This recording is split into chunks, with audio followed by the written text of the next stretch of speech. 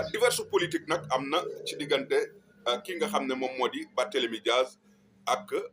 Khalifa Sall ci parti bi nga xamante ne mooy taxawu Sénégal pour rappeler rek ne bi nga xam ne moom mooy taxawu Sénégal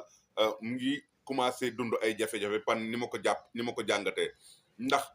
bi ñu dëgmalee élection yi nga xamante ne mooy élection législative yi am na ay ñoñu taxawu Sénégal yoo xam ne nii commencé woon nañ ŋàññi Barthélémy Diaz ne ni mu defaree liste yi ba nga xam ne alliés yi kese ñoo ci dugg yaa ngi dégg amul ay membre clé yu taxawu Sénégal yu ci dugg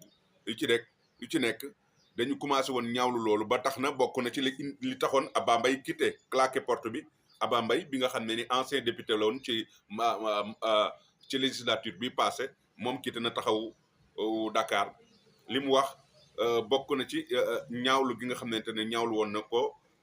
ne liste yi nañ ko doxalee woon nekkuloon lu jaar yoon moom mu fas yéene dem uti ji son avenir politique feneen Abba Mbaye amoon na aussi les jeunes cadres yi nga xamante ne nii ñoo bokkoon taxawu Sénégal lu jiitu loolu commencé woon génnoon nañ ñu bari yoo xam ne nii nee nañ quitté nañ taxawu Sénégal moo tax may laaj ca taxawu Sénégal li fa desati est-ce que bari na waaye daal ci gàttal ki nga xamante ne moom moo di Barthélémy Diaz moom dina dem fi nga xamante ne ni Barthélémy Diaz dina dem ci li nga xamante ne nii mooy élection présidentielle suñu gisee ni ñu déggee ne noonu la constitué wu maanaam yoonu politique am mooy dafay samp mouvement am ginnaaw bu sampee mouvement bi nag fas yéene dem li nga xamante ne mooy élection présidentielle ci 2029 yi parce que namit boo xoolee taxaw Sénégal ni mu bindoo woon dafa mel ne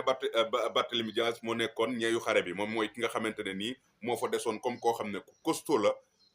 parce que boo gëstoo ci ginnaaw même bu fekkee taxaw Sénégal am na ay yeneen kàngam yi fa nekk mais Barthélémy Diaz moom nekk na ci koo xamante ne nii lu fës la kon su fekkee ne quitté na taxaw Sénégal fas yéene samp mouvement boppam am na ñu wax ne sax am na permanence su boppam am na li nga xamante ne nii aussi moom moo di secrétariat boo xamante ne am na ko et commencé na élargir ses tentacules maanaam commencé na lawal maanaam li nga xamante ne moom mooy doon ji mouvement am ci dëkk yu wuute ci biir Sénégal fas yéene ko lawal aussi ci bitim réew kon ci li ñu mën a njort mooy Barthélémy Diaz dafa fas yéene jàkkaarloog nguur gi nga xam ne moo fi nekk ci élection 2029 yi nga xam ne moom lañ dëkk 2027 bi nag kenn xamul parce que 2027 élection locale lay doon maanaam élection fal gox-goxaat yi maanaam maire yi